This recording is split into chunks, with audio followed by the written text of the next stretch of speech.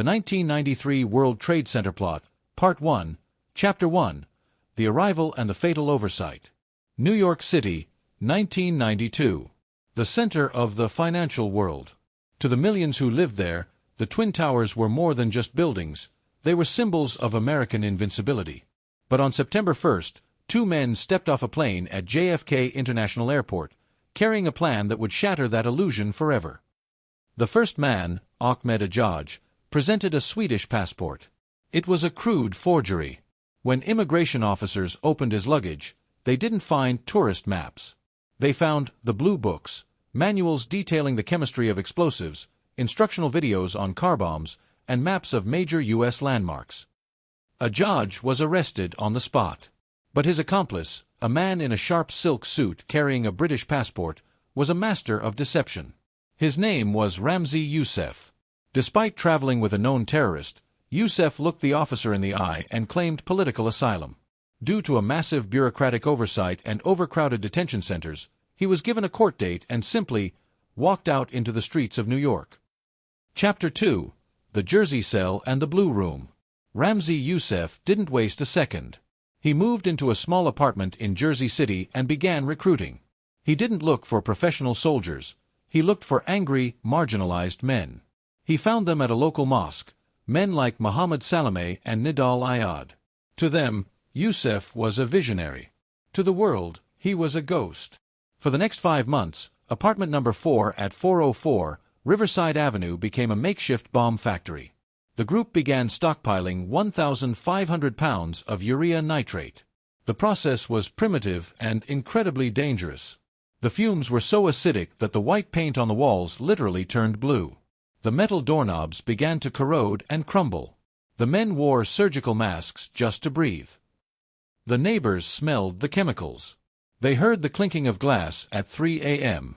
But in the busy urban sprawl of New Jersey, no one called the police. No one realized that a few feet away, a device was being built that had the power of a small earthquake. Chapter 3. The Engineering of Death. Ramzi Yousef wasn't just a fanatic, he was an engineer. He studied the blueprints of the World Trade Center with cold, calculated precision. His goal wasn't just to kill people, it was to topple the North Tower into the South Tower, creating a domino effect that he estimated would kill 250,000 people. He identified the Achilles heel of the building, the sub-level parking garage. He knew that if he could blow out the primary support columns at the base, gravity would do the rest. He calculated the exact amount of hydrogen cylinders needed to enhance the blast's pressure wave. By February 25th, the bomb was ready. It was loaded into a yellow Ryder rental van. The detonators were set.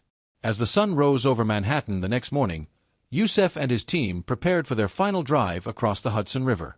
They were about to execute the first major act of international terrorism on American soil, and the FBI didn't even know they existed. Chapter 4. The Day of Terror. Friday, February 26, 1993. It was a cold, snowy day in Manhattan. For 50,000 workers inside the World Trade Center, it was just another Friday.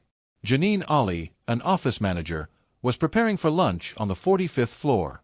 Below her, in the sub-level parking B2, a yellow Ryder van was pulling into a no-parking zone. Ramzi Yousef and his accomplice, Ayad Ismail, stepped out. They lit a 20-foot fuse, designed to give them 12 minutes to escape. They jumped into a getaway car and sped out of the garage. At 12:17 p.m., the world changed. The blast was massive. It created a 100-foot wide crater, 5 stories deep. The ceiling of the PATH train station collapsed. In an instant, the tower's main power was cut. Elevators stopped. 50,000 people were suddenly trapped in a vertical maze filled with thick, black, toxic smoke. Tim Lang, a businessman, was thrown across the garage. He woke up in total darkness, the air tasting like metal and burnt rubber. Above him, Janine and her colleagues began a terrifying descent down 45 flights of pitch-black stairs, counting each step out loud just to stay sane. It took some people 6 hours to reach the street. Chapter 5. The $400 Mistake. While the city was in chaos, the FBI and NYPD launched the largest investigation in U.S. history. But they got lucky, incredibly lucky. Amidst thousands of tons of twisted metal in the crater, an FBI bomb technician found a tiny piece of a vehicle's frame. On it was a partially destroyed vehicle identification number, VIN. They traced it to a yellow Ryder van rented from a company in Jersey City. The renter, Mohammed Salameh. But here is the part that defies logic. A few days after the bombing, Salameh actually returned to the rental office. Why? Because he wanted his $400 security deposit back. He told the clerk the van had been stolen.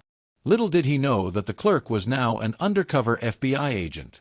On his second visit, as he reached for the cash, the tactical teams swarmed. This one act of greed and stupidity gave the FBI the thread they needed to unravel the entire cell.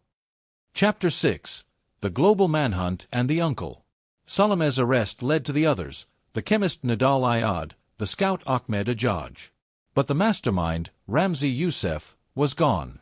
He had boarded a flight to Pakistan just hours after the blast. For 2 years, he was a ghost, moving through the safe houses of Al-Qaeda. In 1994, he surfaced in Manila.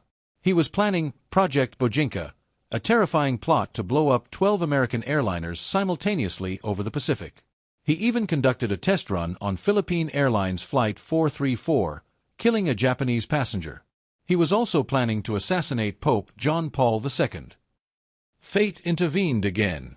A chemical fire in his Manila apartment alerted local police.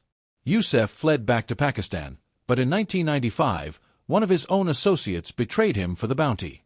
He was captured in a hotel in Islamabad and flown back to New York, the very city he tried to break. In court, Yousef was unrepentant. He was sentenced to life plus 240 years. But the most chilling detail came later. Ramzi Yousef's uncle was none other than Khalid Sheikh Mohammed, the man who would later take Yousef's failed dream and turn it into the nightmare of September 11, 2001. The 1993 bombing was a warning that the world ignored for 8 years. It remains a haunting reminder that the towers didn't fall that day, but the shadows of terror had already arrived.